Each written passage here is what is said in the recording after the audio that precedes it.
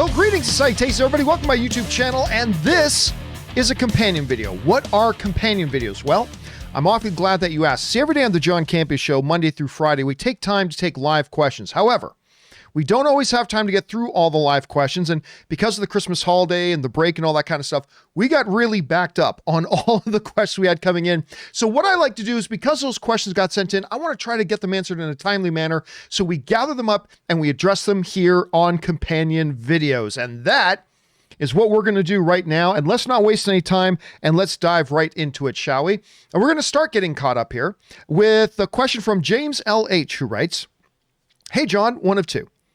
Maybe I'm naive, but I've never understood the idea of they hate or disrespect the fans or a character when working on a popular IP. Kathleen Kennedy, Rian Johnson, J.J. Abrams over Star Wars, Game of Thrones showrunners, specifically season 7 and 8, Zack Snyder when Superman or Batman kill. There are many more who have this accusation. I might like/dislike the end result. That's my choice. That means these makers of entertainment went in with the motive of provoking hatred, and that makes no sense. Their intention is to tell a story." Yeah, listen, we as fans, and I unfortunately include myself in this, and all of us, you do it, I do it, everybody does it, so let's not point fingers. We as fans have a lot of really miserable habits, let's say. And one of the miserable habits we have, and I think we've all been guilty of this, is when a filmmaker doesn't do something we want them to do in that film, we say, they disrespected the fans, or they hate the fans. And that's a very, very myopic sort of point of view and way of looking at things. Let's be clear about something. When somebody doesn't like something a filmmaker does and they say, that filmmaker disrespected the fans, let's be clear here. You're just mad they didn't do something you wanted them to do. Let's just be clear about that. You're just mad they didn't do something you wanted them to do. And maybe some people you know, and maybe a bunch of other people. But the reality is you and I don't speak for all fans. Let's just be clear about that. It always makes me laugh when I hear somebody write, the fans want X. And it's like, I often have to remind people, no, you want X. I happen to know, and maybe I want X too, but I happen to know a lot of fans who don't want that. They want something else entirely. Actually, here's an example. Let me just bring up something here. Rise of Skywalker, Rotten Tomatoes. Okay. So let's go on let's take one movie here. I hated Star Wars: The Rise of Skywalker. I hate that movie. Really, I love The Force Awakens. Love it. I liked The Last Jedi. I hated The Rise of Skywalker. But the reality is, and this is where a lot of film fans lose touch, the reality is a lot of people really liked Star Wars: The Rise of Skywalker. It's true. Maybe not me, maybe not the people in my immediate circles, but a lot of people like Star Wars: The Rise of Skywalker. As a matter of fact, half the critics did, half of them didn't. I'm one of the half that didn't. But look at the verified audience scores. And remember, Rotten Tomatoes now has a system where they verify somebody actually saw the movie before they allow them to vote. The verified audience score on Rotten Tomatoes of it is 86%. Now, I don't think that's that's globally reflective, but it's still a positive number, right? The first thing to conquering this whole thing, they disrespected the fans, is to understand that, hey, just because you and I didn't like something doesn't mean that aren't a lot of other people who did. And that's the first step. Because that whole thing comes from this sense that a lot of movie fans have that what I want is what everybody wants. And that's simply not true. You know, a lot of people think Man of Steel sucks and everybody hates it. No, I'm a fan and I think Man of Steel is awesome. You know, and so on and so forth.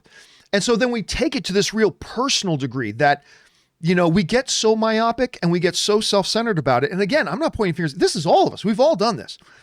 That it's like, since you, ex-filmmaker, be you Zack Snyder or J.J. Abrams or whatever, because you didn't do what I wanted you to do, you disrespected me. Oh, grow the F up. Grow the F up. No, the filmmaker, be they J.J. Abrams or Zack Snyder or whichever filmmaker you want. They went in there trying to make the best film possible, and they tried to make something that they hoped a lot of people would like. And maybe they were right, maybe they were wrong.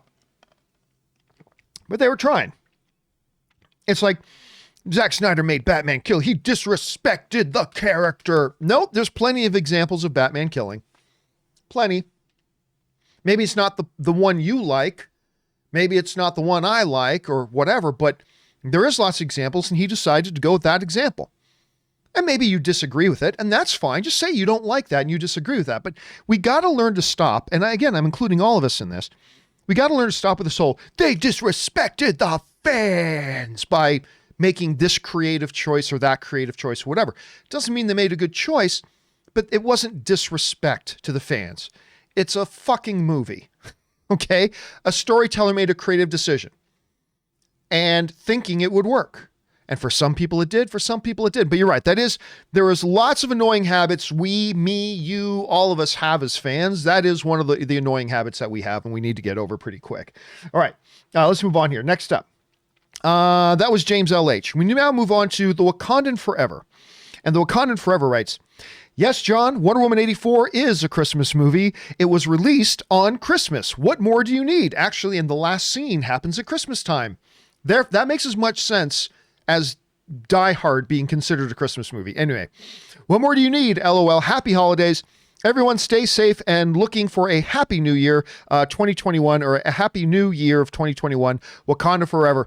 I know I always get in this debate. Rob and I even were discussing this today off camera. It's like we got into is Die Hard a Christmas movie again? Of course, it is not a Christmas movie. It is a movie that happens at Christmas time, but it's no more a Christmas movie than Wonder Woman 84 is. That actually released on Christmas Day, and the last scene happens at Christmas time. There you go. Wonder Woman's a Christmas movie. Obviously, Wonder Woman's not a Christmas movie. Anyway, I know that's a debate everybody can have, and we're going to have this debate about Die Hard and Christmas Forever, and it's actually a kind of fun debate to have. All right, next up. Sam Fisher writes, heard that if Duel of the Fates hadn't been written for a movie, it would be regarded as one of the best choral classical pieces of the past 200 years. You heard that from where and from who?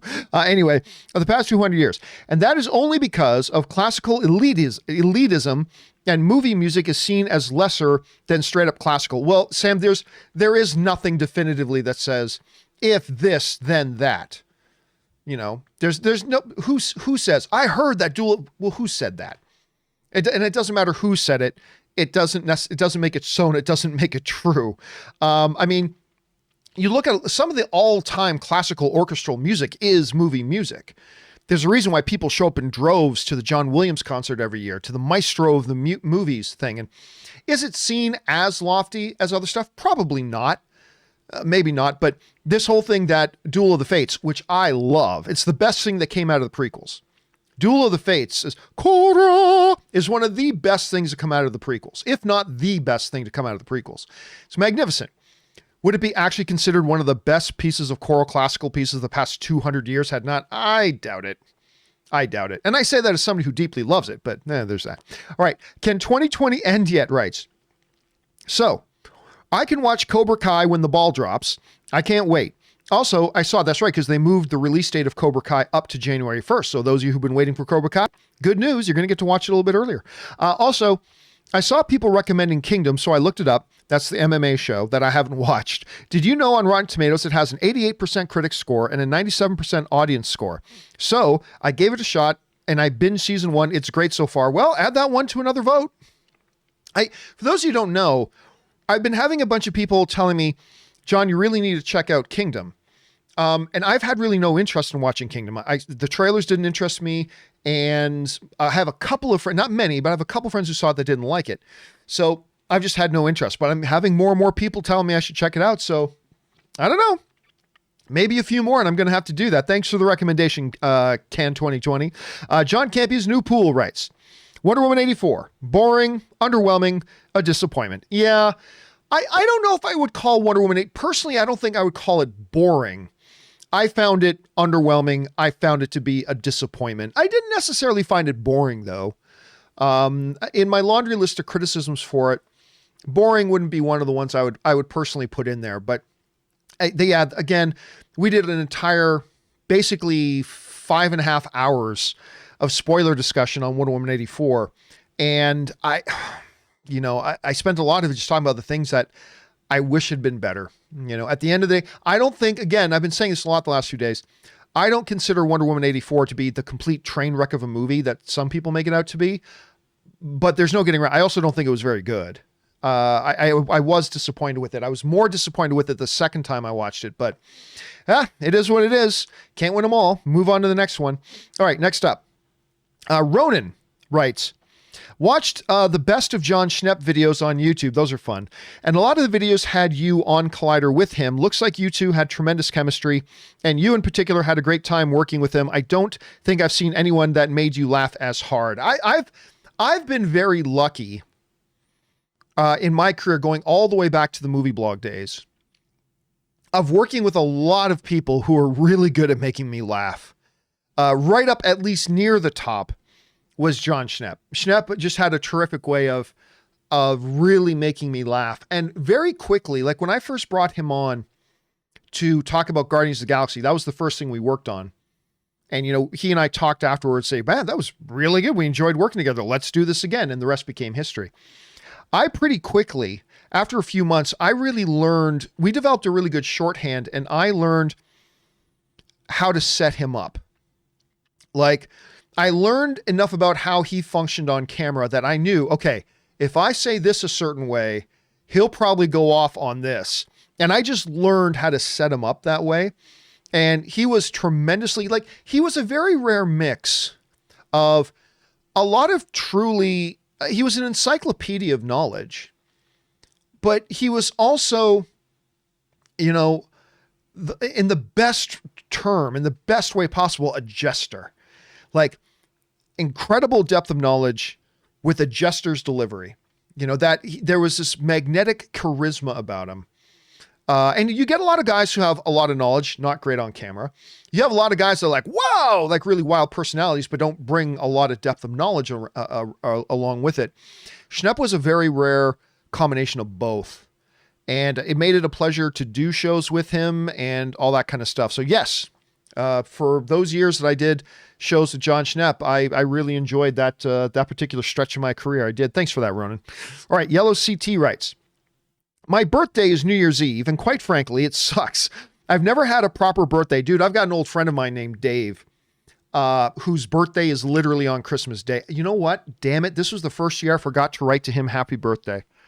I actually haven't seen Dave in years because he's up in Canada, but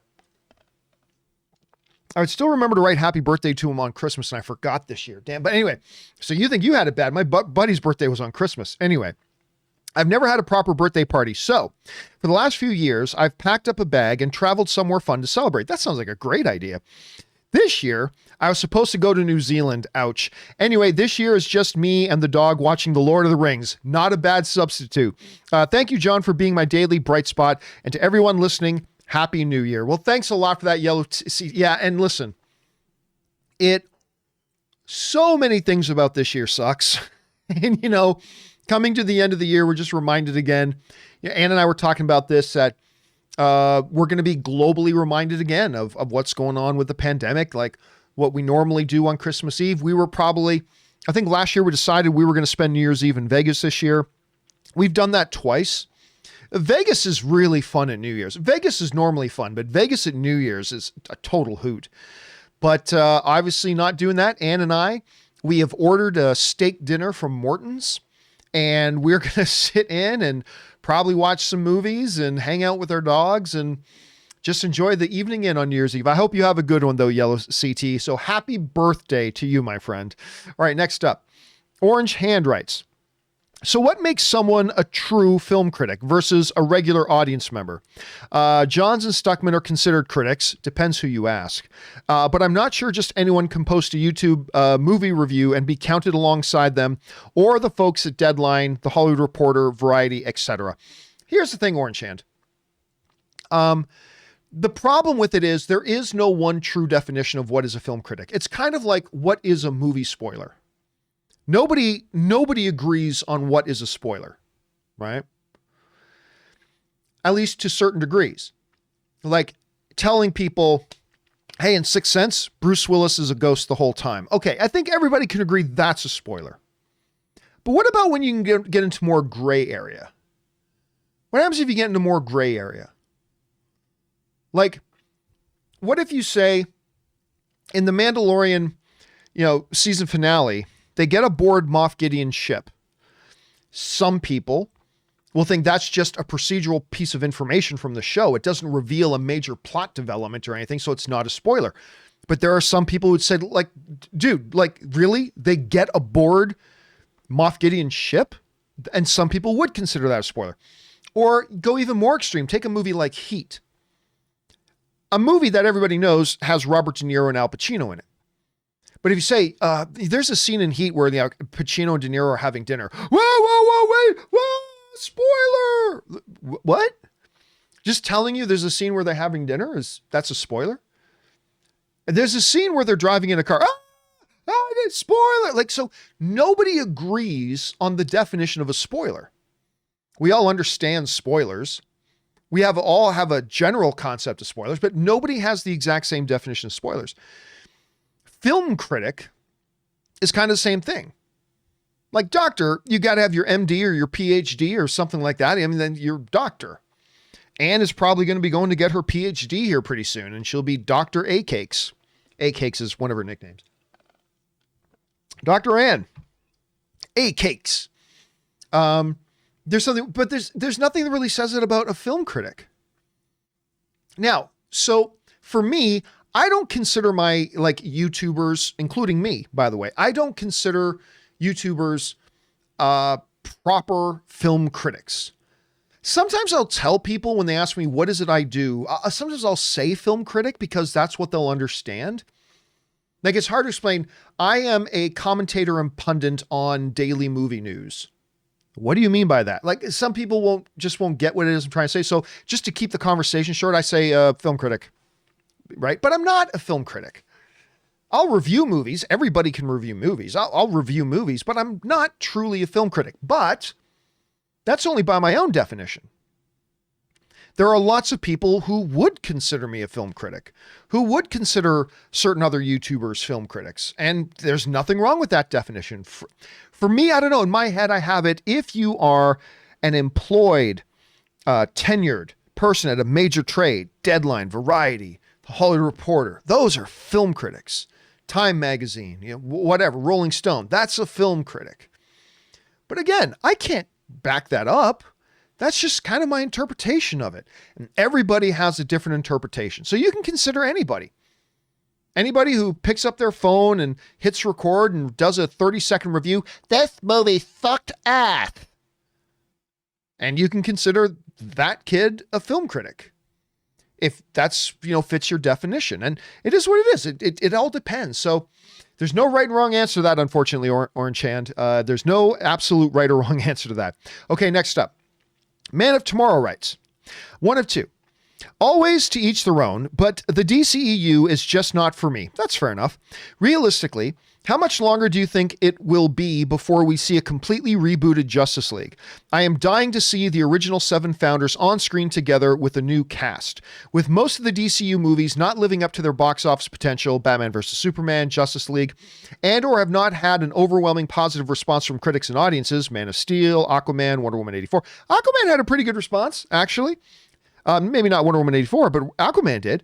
Thought maybe we'd see a fresh start sooner rather than later. Hey, listen, I actually believed for a while.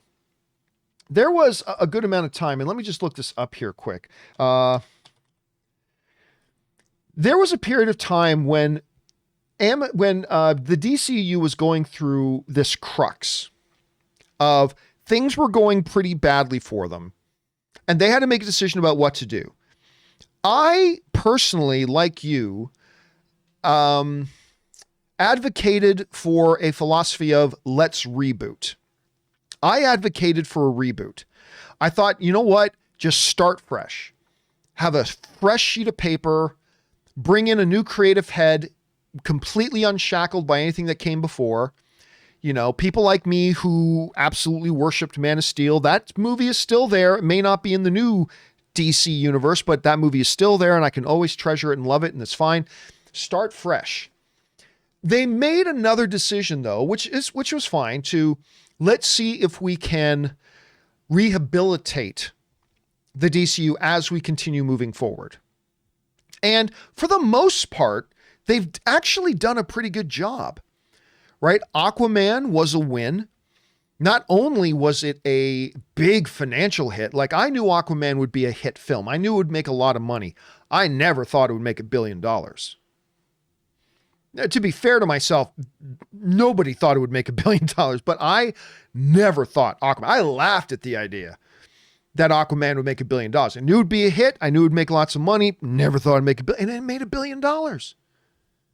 Made $1 billion. Had the majority, a good majority of the film critics liked it. Had a 65% positive rating on Rotten Tomatoes. That means like that 65% of the critics liked it versus only 35% that didn't. It had a 74% audience rating. I mean, it was a true legitimate win. Wonder Woman was a big win for them. Well, that was a little bit earlier, but still. Then you had Shazam, which is Shazam is actually my second favorite DCEU movie behind Man of Steel. Now granted, I like Shazam a lot more than most people, but I adore Shazam. I love that movie. I cannot wait for them to do another one. One of the reasons I'm really looking forward to Black Adam as well. They had their Joker movie that won Oscars and again broke the $1 billion mark. And yes, hey, listen, call both sides of the coin. They also had Birds of Prey, which was the first DCU movie that I didn't like. And they have Wonder Woman 84, which is the second DCU movie I didn't like.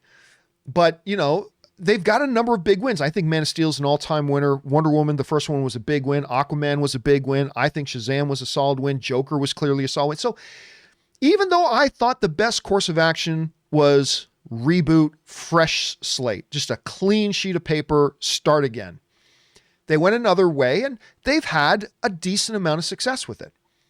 So we'll see what happens as they move forward. Let's see if this Flash movie ever actually starts shooting. Right. Let's see what happens with that. Let's see what happens with whatever movies come after that. If they have 2 or 3 losses in a row, maybe we have to revisit this question. And yeah, they're coming off of a questionable effort with Wonder Woman 84. But I mean, if the Flash movie's great, they've got a really good director. So if the Flash movie's great, and if they do 1 or 2 other films that do quite well, then they're perfectly fine. So it might be a while, man, at tomorrow. It might be a while before you see it rebooted. So we'll have to wait and see. All right, next up. Ronan writes, I'm going to be honest. I just don't understand Star Wars, their Jedi versus Sith, and Yoda. Let me try this again. I'm going to be honest. I don't understand Star Wars, their Jedi versus Sith, and love Yoda. But I was looking through Jedi history videos, and the Jedi are kind of evil with their child soldier model. But is it cut and dry story based on perspective? Thanks. I mean, listen. It all depends on what you're talking about. A lot of that stuff people still lean back on was the expanded universe stuff, which is not canon and all that kind of stuff. Like Chewbacca didn't die by getting hit by a moon anymore. That's really a thing that happened in the expanded universe. Chewie died by getting hit by a moon. Yeah, he did. Heroically trying to save Han's kids, but still, he died by getting hit by a moon. Anyway. So I really wouldn't go into that stuff. I really wouldn't worry about it at all. None of that stuff plays out in the movies, and that's really ultimately all that really counts. So I wouldn't worry about it, Ronan. All right, next up. Warner Brother writes, get it? Warner Brother? Enjoyed your video review of Wonder Woman 1984. Thank you very much, man. I like the first Wonder Woman, Aquaman, Shazam, Joker, and Harley Quinn Birds of Prey, but Wonder Woman 84 didn't work for me, mostly because of the script/plot. I think the problem is Geoff Johns rather than Patty Jenkins or Gal Gadot. Do you think he's the issue? I'm not in the room. I don't know. I'll say this. When I look back at the various television and movies that Patty Jenkins has done, her very decorated career, I said this to Rob, I think on the show earlier today. I watched Wonder Woman 84 and it just did not, like if I watched Wonder Woman 84, I never would have guessed that Patty Jenkins directed it. It just didn't feel like a Patty Jenkins movie.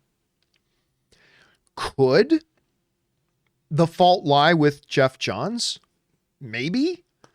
But we just, there's no way of saying definitively that's true or not. Like we weren't in the room. We can speculate and we can guess. And I still remember when Geoff Johns and guys like him, I still remember back in the AMC days, it might've been in the Collider days. I can't remember, when people like Geoff Johns were being promoted, everybody got excited. This is awesome because nobody knows the comics like they do. And I'm like, yeah, but I was the one guy and I took a lot of crap from people.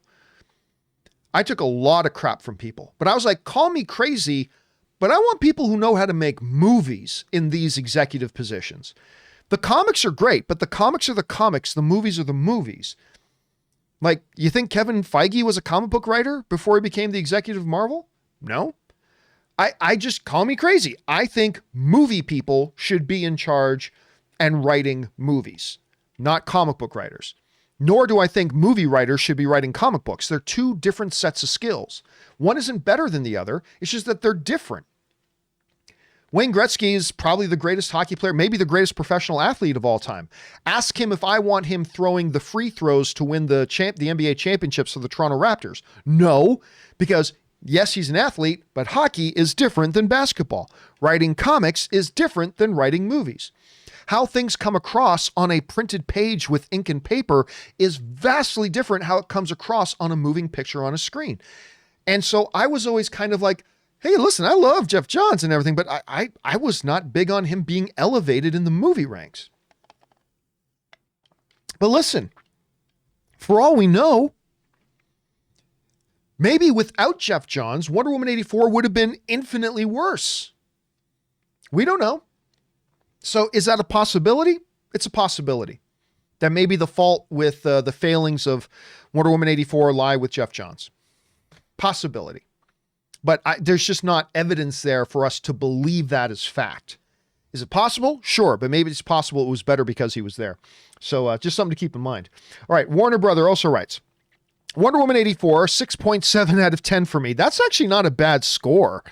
6.7 out of 10 is a pretty good score. Anyway, wasn't the only disappointing film I watched this weekend.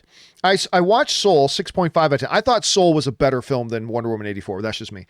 I watched Soul, 6.5 out of 10, and hated the ending. Spoiler alert.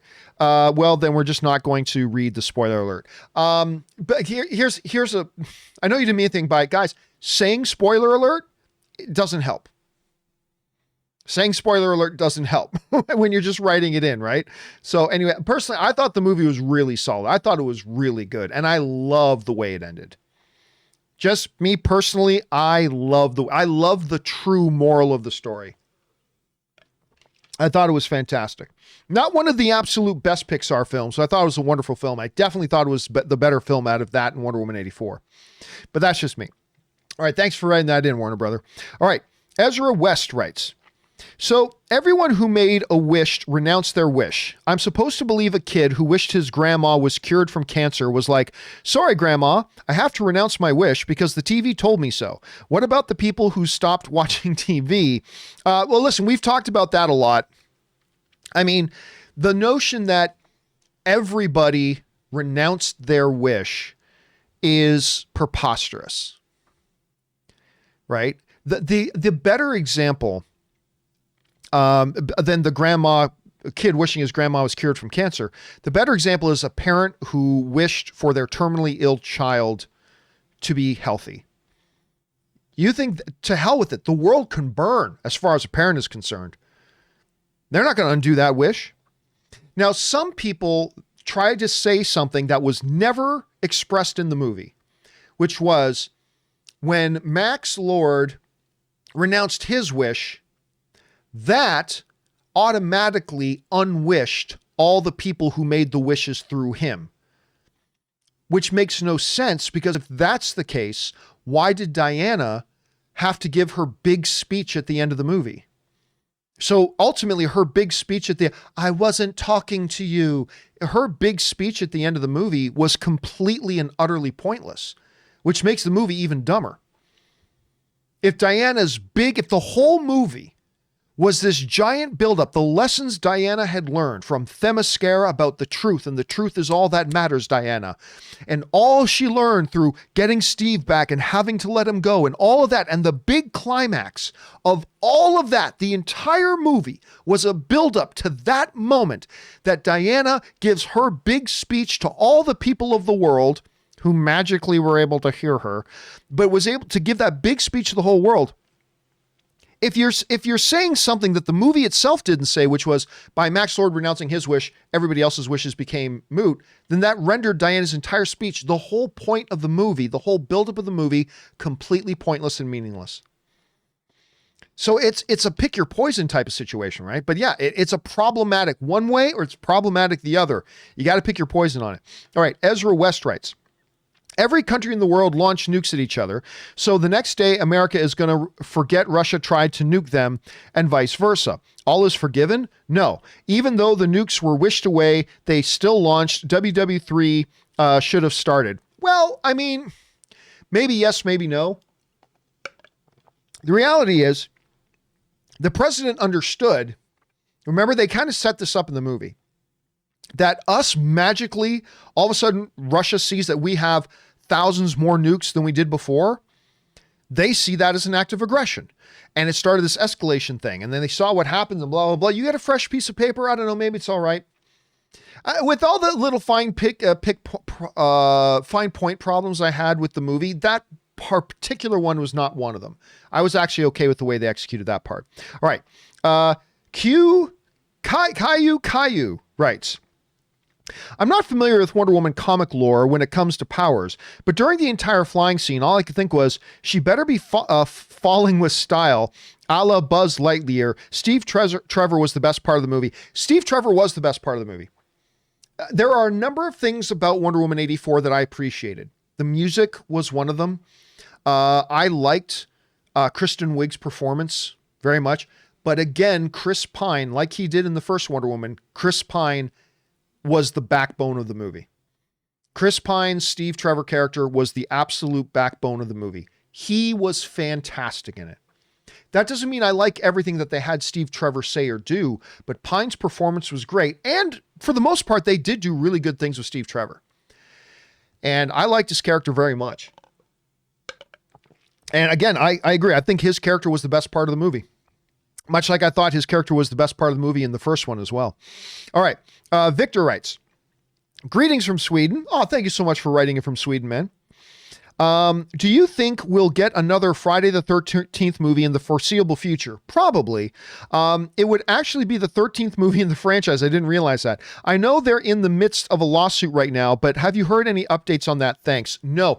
It looked like about 2 or 3 years ago, it looked like some deals, because there's a bunch of intertwining rights issues that have made it impossible for anybody to have the rights definitively to go ahead and make a Friday the 13th movie. About 2 or 3 years ago, maybe 4 years ago, it looked like some deals were about to be made that was going to clear the way for another Friday the 13th movie. And then I heard that, nope, that those deals never went through, and just the entanglement of all the various rights issues, and this writer from the original movie has rights, and this person has these rights, and blah, blah, and it just made this entire tangled web. As far as I know, and I could be mistaken about this, as far as I know, these are still issues that are being litigated. As far as I know. I could be wrong about that, and maybe it is all cleared up. But listen, there's a movie franchise that's lucrative. There's money to be made for everybody. Maybe not, Star Wars, Marvel, DC level money, but there's money to be made. And at some point, when there's money to be made, people, even who hate each other, will find a way to come to an agreement to make money. Sometimes greed is good, as Gecko said. Greed is good. Greed works. And sometimes greed will fix a problem. And I think Friday the 13th will be one of those things that eventually fixes that problem. All right, next up. Eddie Burton writes, One of the coolest Hollywood stories for me is Stallone's quest to direct an Edgar Allan Poe biopic. He's claimed to have written several drafts dating all the way back to the 1970s, and there's even pics of him dressed as Poe for still images. I'm not aware of this one. I thought no studio would do it because it simply wasn't a good script. But then I thought Scorsese had the same issue with The Irishman, and that turned out great. Well, I wouldn't try to compare those two situations at all. Do you think it would ever get made, and maybe even a streaming service might be interested in making it? Well, look, whenever you ask the question, we often say in this show, whenever you ask a question that has the word could or ever in it, the answer is always yes. Could XXXX happen? Yes, it could. May not be likely, but it could happen. Do you think they will ever make a Star Wars Episode 10? Ever? Yeah. Ever? Yeah, that's a long time, man. Yes. Someday they'll make a Star Wars Episode 10. Maybe it'll be in 5 years. Maybe it'll be in 50 years. I don't know. But someday we're going to get Star Wars Episode 10. When it comes to like all the streaming services, they're all going to be desperately looking to make content. And if Sylvester Stallone is willing to make such a film for cheap enough and is able to have the correct rights to do it, yes, at some point, some streaming service will probably give him the right amount of money. They may not give him $40 million, but they might give him the right amount of money to do it. Can he do it while he's still, before he retires? I don't know. I'll be honest with you. Stallone doing Edgar Allan Poe doesn't sound like a winner to me right now. But who knows? Anything's possible, man. Anything's possible. And I didn't even know about this Edgar Allan Poe thing of his. That's one that I wasn't aware of, unless I knew it at one point and forgot, but I wasn't aware of that one. That's actually a pretty cool story. Thank you for sharing that, Eddie. All right, next up. Suthius writes, "Hey guys, Soul is now in my top 3 Pixar, along with Inside Out and Toy Story 3. Just like Inside Out, it's a very brilliant movie with such creativity of visually showing us what happens with the human body, spirit, and soul. A movie with such a message that is beyond our understanding of life for some of us. Pete Docter is 4 out of 4 for me. Monsters, Inc., Up, Inside Out, and Soul. Peter Docter is crushing it, man. And he's not just directing great movies for Pixar now. Peter Docter is the head of Pixar now. He holds the old position that John Lasseter used to hold. He's their new guy. And you're right, he is 4 for 4. Such mature themes with these movies that he's directed. Hope to see more Pixar with him. And we will, because he's the main guy at Pixar. I don't personally hold Soul in as high regard as you do. I did think it was great. I enjoyed it very much. I don't quite like it as much as, say, Up or WALL-E or Inside Out or a couple of other ones. But it is a truly worthy Pixar film. And the meaning of the film, the moral of the story of the film, the ending message of the film was very profound and unlike a lot of other stuff I've seen in other movies. So yeah, I truly enjoyed it, Suthius. Not quite as much as you, but I truly enjoyed it. All right, next up. Mark M. writes, "Hey John, I'm 25 and just started watching Star Wars. Nice. Seen episodes 1 through 6 now and like them. Can you explain how Vader became the world's big bad or recognized big bad when to me he seemed just like muscles while the Emperor was in charge and he turned back?" Well, you have to go, well, just first of all, throw away episodes 1 through 3. I always throw away the prequels. Just throw those away. There are those who love the prequels, and that's awesome. I celebrate that. But if you're asking me, throw the prequels away. But that's just me. You got to understand, when Vader first popped on the scene back in, what year it was, 77. When Vader popped on the scene, it was this very rare, and so many movie villains have tried to copy the Vader formula of this visually intimidating, terrifying figure with that voice of James Earl Jones. And this quiet sense, in the first film especially, this quiet sense of dread and menacing carried a charisma with it that was like had never been seen before, right? From that first scene when he walks onto the tantive through the smoke of the blaster gunfight, and that music, and he comes through the smoke, and he's looking side to side at the fallen bodies on the floor, and walks through. What about the Senate? Leave that to me. And then he goes in there, and then he's in that meeting with all the generals on the Death Star. You're right, all these big important people, and he just doesn't even have a chair at the table. He's just walking around the table, la la la la la. All these big important military generals and Moffs and whatever, Grand Moff at the table. And the fact that somebody says something he doesn't like. Don't try to scare us with your sorcerer's ways, Lord Vader. Your sad devotion to that ancient religion hasn't conjured up he gives that whole speech. He was disrespecting the V, man. He was disrespecting the V. And Vader's like, oh, you think you're a big shot, huh? I'm just going to, right here in front of all of your friends here, I'm going to choke you to death. And as I'm choking you to death, no one's going to do anything about it. They're all just going to sit in their little chairs and crap their pants as I do it, because I'm Darth Vader. And it's time for you to be reminded of that. And even Moff Tarkin, who, was in charge at that point. Even Moff Tarkin, who was in charge at that point, even he hesitated. Even Tarkin was like, ooh, he's choking that fool. That guy's going to die. This fool's going to die. Wait a minute, how will that look if I let one of these high-ranking dudes get murdered on my watch? Okay, Vader, stop, enough. And Vader's like, cool, as you wish. Now, we learn a little bit more through other stuff about the role between, there's a great Star Wars novel called Tarkin that really does kind of set up and illustrate the relationship between Tarkin and Vader. That is canon, as much as Lucasfilm has canon anymore, but it is canon. And it gives a lot of insight. Anyway, I'm sorry, I can get on about Vader all day and talk about, but it was it was a villain the likes of which the big screen had never really seen before. And then they just cemented that with Empire and Jedi, and it just became one of to this day, the greatest film villain of all time. Now, your perception of that could be skewed if you started your Star Wars journey with the prequels. With the, I hate sand guy. I can understand how your perception of Vader, once you get to A New Hope, became a little bit pre-shaded, if you will, if you started with the prequels. But just, you're going to take my word for it. If you had started with Star Wars Episode 4, A New Hope, even today, it has a different impact. But at the time, especially, that's where he really cemented his place in film history. That's just my take on it. But I'm a Star Wars fanboy, in case you couldn't tell. Anyway, thanks for that, Mark. All right, next up. Good Canadian Kid writes, one of three.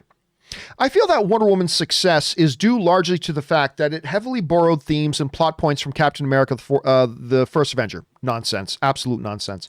A noble soldier warrior who does their part in ending evil in times of war, facing a threat far greater than what they can overcome on their own, falling in love and building bonds.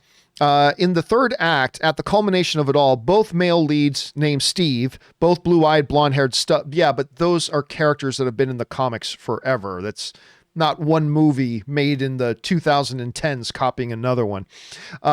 Male leads named Steve, both blue-eyed, blonde-haired studs, hop in an aircraft on an altruistic kamikaze mission for the greater good. Where are we going to? I'm not a part of this toxic Marvel versus DC nerd war. I just feel like a lot of Wonder Woman was a derivative of what Captain America, the First Avengers did first. I don't blame Warner Brothers, copy other success. I just wanted to put that out there. I like Captain America better as a whole, though. I don't agree in the least. Listen, here's the thing. There are so many movies that if you want to break them down to their very core building blocks, you can make an argument about any movie that you like being a copy of 500 other films. Like if you want to reduce it down to their core building blocks, right? Let's look at Captain America for a second. The whole thing about Captain America, particularly the First Avenger, what was the main story of that movie? It's about this kid, this scrawny kid, just with a great heart. But this scrawny kid who's got a good heart, he's had it tough. But even though he's had it tough, and even though he gets bullied, a guy who's in charge of a super soldier program recognizes that really the one who deserves it was this heart. You know, because you are a good man, right? Rather than all these big hulky soldier boys that, you know, they wanted him to pick, the doctor to pick. He picked this scrawny little guy because of his character and his heart, and who was willing to fight and serve and die for his country. Felt he owed it to his country to do that. And so he volunteered, became a part of the military, became a part of the super soldier thing. And then he was able to bring that heart that now had a body that could do the things with it that his body could do. And at the end of it, that's the story of Captain America, particularly in the first Avenger. Now let's go over and look at Wonder Woman. That's a completely different movie. A goddess girl born on a mythical island of Amazonian warriors who was fathered by Zeus himself. When a stranger makes the way to their world, she takes on a new mission, tries to go and hunt down the god of Ares with a god killer sword and things like this and blah, blah. When you actually look at what the narrative of the movie is, Captain America, the First Avenger, is nothing like Wonder Woman. They both happen in a war. Well, yes, but I can name you 1,000 movies that happen during a war. They both have a character named Steve. True, but that harkens back to media of Captain America and Wonder Woman that predates either of us being alive on this planet. That had nothing to do with one movie copying another. You know what I mean? So, I mean, I see where you're saying from, but the point to me is that I try to emphasize to friends of mine is that let's look at something like Dances with Wolves and Avatar, right? While one doesn't have alien creatures, the core fundamental story is the same, right? When you look at Dances with Wolves and Avatar, even James Cameron has himself referred to Avatar as Dances with Wolves in Space. Even James Cameron acknowledges that. But Dances with Wolves and Avatar is a plot point by plot point, story beat by story beat, extremely similar one to the other. If you want to get down to plot point by plot point, story beat by story beat, Captain America, the First Avenger, and Wonder Woman are completely different films. You can look at elements that have some similarities, but I contend they are completely different films from each other. And they're both great. I personally think Captain America, the First Avenger is a underrated movie. I think it is the third most underrated comic book movie in history. My number one most underrated, you all know what I'm going to say. The number one most underrated comic book movie of all time to me is Man of Steel. The second most underrated comic book film of all time is Kenneth Branagh's Thor. And the third most underrated comic book film of all time is Captain America, the First Avenger. I think for whatever reason, people do not want to give that movie its due. That movie is great. I think I even prefer it a little bit more than I love the first Wonder Woman film, but even I think the first Captain America, I think I preferred a little bit more than the original Wonder Woman movie. But did the Wonder Woman movie copy Captain America? No. Just guess what? Lots of movies take place in wars. And so I thought it worked really well. And I didn't think one was copying the other, especially when you break it down to its actual story points. Anyway, that's just my take on it. All right. Philadelphia Freedom writes, "Hey, John, kind of not all on board with your passionate defense of Tom Cruise. He's one of the most powerful movie stars in the world, a role model. Is it okay for his fans to treat others that way because he did? What about kids who heard him on tape?" Yes. Like, I don't care. I absolutely 1,000% stand behind Tom Cruise. Tom Cruise did not walk into some grocery store and saw some random person doing something that he personally didn't like and started chewing him out. That wasn't the situation. Tom Cruise is a boss, literally. I'm not talking that dude's a boss. No, not figuratively, literally. He is a boss on the set of a movie where there are incredibly strict and important health and safety rules in place for the safety of everybody on that cast and crew, hundreds of people, and that the very existence of that movie project that employs all these people hinges on it. A movie project that had already been shut down twice and cost the production hundreds of thousands, if not millions of dollars because of those shutdowns. And because so much of the movie industry was facing these things, a lot of movies are not in production that are supposed to be out of production, which means tens of thousands of movie professionals are out of work. They're not collecting paychecks. They're not paying their rent. They're not paying their bills because movies aren't in production. And here you have Tom Cruise's movie that had already been shut down twice. And then he comes across a couple of individuals that it came out, they had already been warned about this before. They had been caught before breaking the health code violations. That puts them at risk. That puts the lives and health of the other people they work with at risk, and puts the entire production at risk, which is going to take away everybody's jobs and cost the people who are paying for it millions of dollars. And I'm sorry, but grow the F up. If you're these guys on that set, grow the F up. And so they completely deserved to get a verbal beatdown. Absolutely. They put themselves at risk. They put their fellow workmates' health at risk. They put everybody's jobs at risk. They put everybody's well-being at risk. They put the production at risk, something that had already been shut down twice. And these jackasses just thought, nah, we don't have to follow the rules right now. Nope. I'm more important than everybody else's health, than this production, than everybody's jobs. We're more important. And they had already been warned. This isn't some random guy who walks into a 7-Eleven and sees somebody doing something they don't like and chewing them out when they had no place to do that. This was their boss in a work environment where these employees were putting everybody's lives at risk. And he yelled at them. Rightfully so. And it's amazing to me that there are some people out there that are like, everybody is such a little precious princess these days. You can't yell at people. Yeah, you can. Grow up. You know, I told the story before, but I used to work in a law firm, and, you know, my boss, who I loved my boss. He's passed away, unfortunately. He was a really cool dude. I loved my boss. Wade Fernahow. He's a great dude. And I remember this one time I made this mistake, and he caught the mistake. And it's a mistake I shouldn't have made. And it could have cost him thousands of dollars. Could have cost him thousands of dollars out of his pocket because of my stupid mistake. And he came in my office. He chewed me out. And guess what?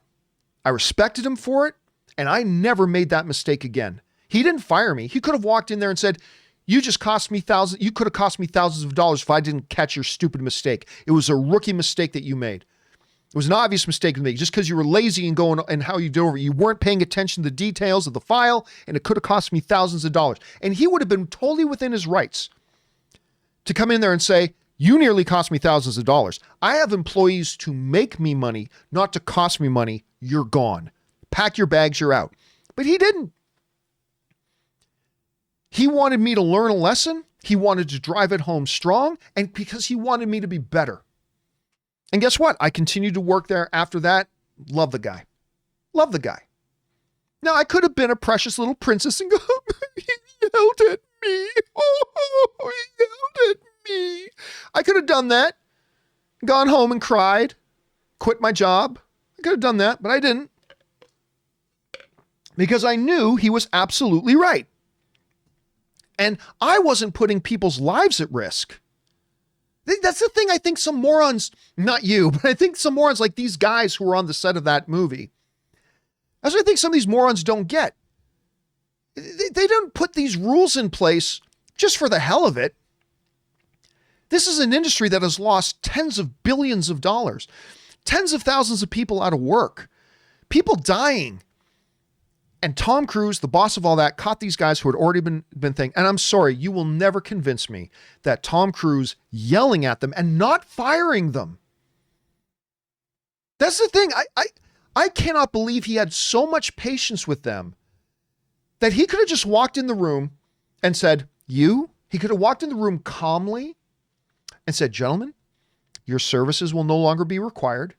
You're not going to be able to pay rent this month because you just lost your job. Your services are no longer required. You've been warned before. You're putting all of us at risk. Get out. He could have said that calmly. And I can't believe there are still some people out there that think that's what would have been better. Instead, he went in them, gave them a tongue lashing, and said, don't do it again or you're fired. He let them keep their jobs. I would not have had that kind of patience, especially if they had been warned about that before. I would not have had that kind of patience. The patience he showed, despite still being obviously really hot under the collar, and he still showed the type of patience and empathy to allow them to keep their jobs. I would have fired them on the spot. I'm not lying. I'm not lying at all. I would have fired them on the spot, especially if they had already been warned. So no, everybody needs to grow up. Everybody needs to grow up. They got yelled at. Good. They got yelled at, and hopefully they didn't make this mistake again and put other people's lives and jobs at risk. Anyway. And so I get really hot on that, Philadelphia. I get really hot on that issue. I just cannot believe some people. I just don't. And you know what? They're going to finish that movie now because they have strict rules and regulations, and they have bosses in place who are going to make sure everybody pulls their weight. And I still personally stand by it. You guys know I am not the biggest. I think he's a tremendously talented dude. I think Tom Cruise is a tremendously talented dude. I do think he's a few crackers short of a full pack. And you all know that. I have my thoughts and my own personal opinions about Tom Cruise, but I totally agree with him in this one thing. Anyway, sorry. I went on with that one a little bit too long. All right. Just got a couple of minutes left here, guys. Suthius writes, your John Campea Show, companion videos, open mics, and open spoilers, hours upon hours a week of straight talking. I don't know how you do it, but your work ethic knows no bounds. Though it's hard work, it shows that this career of yours definitely makes you happy. Oh, it does. I love my job. I am not going to lie though. I am at least once a month.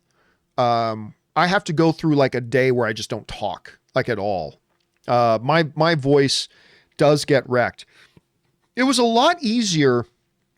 I'll tell you the shows when it's easier. Days that I have Robert on or Aaron on with me are a lot easier on me than doing companion videos, because when I'm doing companion videos, the open spoiler discussions or things like that, it's just me talking straight. Like this video in particular has gone about an hour already. That is an hour straight, nonstop, just talking. Back in like my AMC days or when I have Robert on or something, it's a hell of a lot easier when you can talk for a few minutes and then let somebody else talk for a few minutes. You're giving yourself those little intermittent pieces of rest. That I could go all day like that. I could go all day, but when you're talking straight, it is tough. How I did 5 hours the other day with the Wonder Woman thing, I'm not really sure. But it's about learning yourself. It's about learning your own voice. It used to be a couple of years ago that my throat would really start to hurt if I was getting really into a long show, and I would just keep pushing through it. But I was ending up damaging my throat. I have learned now that once I start to feel it start to hurt, don't push through it. Just tape. If the video's still going, just say to people, okay, guys, listen, my throat's starting to get a little bit sore. Got to wrap this up. And I've learned if I stop before I push it too far, then I'm good. Then I'm totally good the next day and ready to go again. And it's just these little things. And I'm still learning how to do it properly.